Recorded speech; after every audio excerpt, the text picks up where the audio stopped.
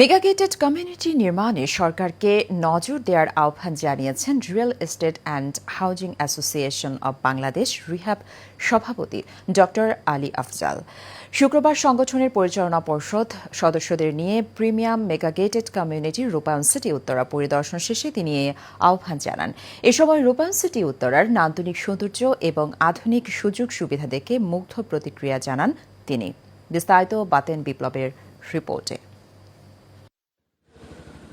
দৃষ্টি জুড়ে একরাশ মুগ্ধতা ছড়ানো নান্দনিক স্থাপত্য শৈলী আর অবারিত সবুজের বুকে ছবির মতো সাজানো গোছানো এক মেগাগেটেড কমিউনিটি রূপায়ণ সিটি উত্তরা প্রাঙ্গণ তখন একটু বেশি আলো ঝলমলে। কেননা আবাসন খাতের সংগঠন রিহ্যাব কার্যনির্বাহী কমিটির সদস্যদের পদচারণায় মুখরিত গোটা রূপায়ণ সিটি উত্তরা।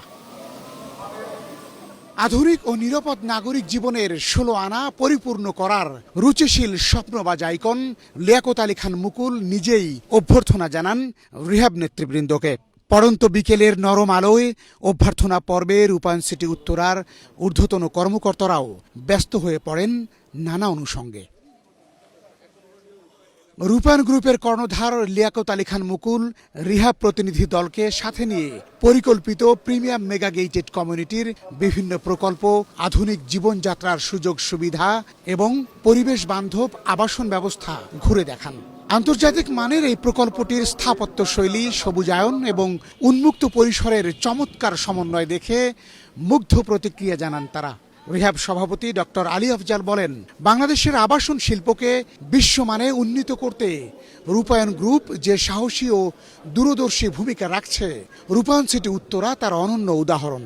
আমার কাছে একটু মনে হয়নি যে এটা কানাডা বা নিউ ইয়র্ক অথবা কি বলবো যে ইউরোপের কোনো দেশ না, এটা মনে হয়নি। আমার কাছে মনে হচ্ছে যে আমি বাংলাদেশে নাই, আমি বাইরে কোথাও অবস্থান করতেছি।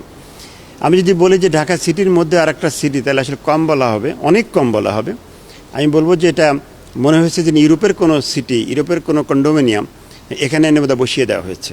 দেশের রিয়েল এস্টেট খাতে রূপায়ণ সিটি উত্তরার মতো পরিকল্পিত মেগাগেটেড কমিউনিটি প্রকল্প আধুনিক নগরবাসীর জীবনকে আরও স্বাচ্ছন্দ্যময় করে তুলবে বলে জানান রিহ্যাব সভাপতি। নাগরিক সুযোগ সুবিধা যা দরকার তা সব কিছু এর মধ্যে রয়েছে।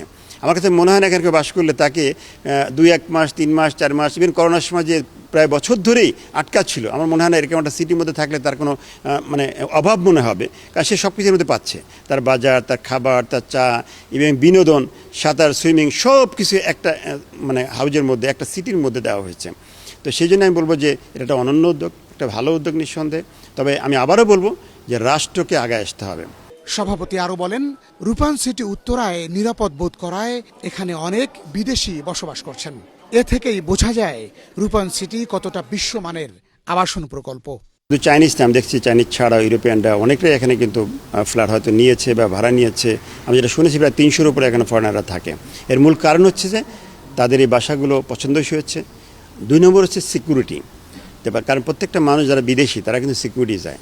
তা আমি দেখেছি এটা এতটা ওয়েল প্রোটেক্টেড, এত সিকিউর যে সেখানে তারা এটাকে সিকিউর মনে করেছে। এক, বাচ্চাদের জন্য আপনারা যে সিস্টেমটা করেছেন যে বাচ্চাদের কোনো রিস্ক বাবা মনে করছে না, তারা যখন বের হচ্ছে, ঘুরতেছে, কোনো ধরনের কোনো রিস্ক, অ্যাক্সিডেন্ট কোনো কিছু চিন্তা করছে না, ওইভাবে ডিজাইনটা করা হয়েছে। যার জন্য স্থানীয় যে আমাদের যারা ফ্যামিলি যারা আছে তাদের বাচ্চারাও এখানে রিস্ক ফ্রি মনে করতেছে, সিকিউর মনে করতেছে। একইভাবে ফরেনাররা ব্রড সেন্স সিকিউরিটি বলতে যা বোঝায় তার ফুল সিকিউরিটি এখানে পাচ্ছে। আধুনিক জীবনযাপনের প্রয়োজনীয় সব সুযোগ সুবিধা একসঙ্গে নিশ্চিত করার লক্ষ্যেই নির্মিত হয়েছে রূপায়ণ সিটি উত্তরা। সংশ্লিষ্টদের প্রত্যাশা, ভবিষ্যতে আবাসন ব্যবস্থায় এ ধরনের পরিকল্পিত কমিউনিটি প্রকল্প নতুন মানদণ্ড স্থাপন করতে সক্ষম হবে। বাতেন বিপ্লব, এশিয়ান টেলিভিশন, ঢাকা।